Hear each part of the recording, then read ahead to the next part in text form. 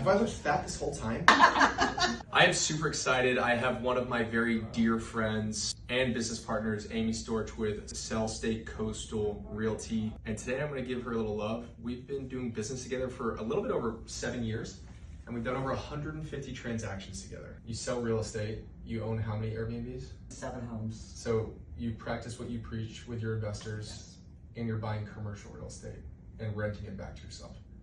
So today we're going to get into a couple different things that successful agents like Amy are doing in our market, right? Where everyone says things are slow, she's creating her own productivity. And she's doing that by farming certain neighborhoods, and specifically one in which she lives in Riverside Heights, an awesome area here in Tampa.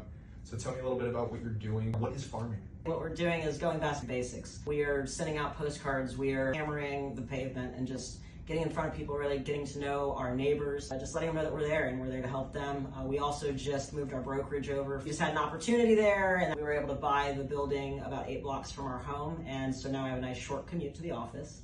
It literally sits in Riverside Heights, so we are all entrenched in Riverside Heights and just really loving it. That's a key thing, and every big team or individual agent that I know that has done really, really well has gotten to know their neighborhood per se, right? Really understand it, know the people that live there, get involved in the community.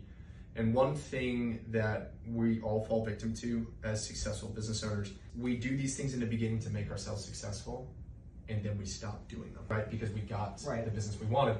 And it's refreshing to see that you're still doing those old school tactics. It's just all about getting in front of people and building relationships. People forget about that, especially like when you've been in the game. I'm going into year 10, and it does take a lot out of you. And you get to a certain point where you have great years, but obviously markets change. We also have to form fit ourselves to the market that we're dealing with. So you make your own luck in this business, and nothing is easy, but those who get the most no's end up getting the most yeses. Right. And I love what you're doing. I think it's going to be a really big, pivotal change for you and your business to get to the next level. As a matter of fact, I'm going to meet with one of our neighbors over the next week or so. They're looking at buying an investment property in the mountains. They're literally one of my neighbors, and these are just things that we do to build relationships. They're awesome. Like, we're probably going to hang out, but it's that level of getting to know people that really just transcends just waiting around by your phone for someone to call. And agreed. You just have to build that. Yeah, and keep going. So learn to love what other people can't tolerate, and you will be successful.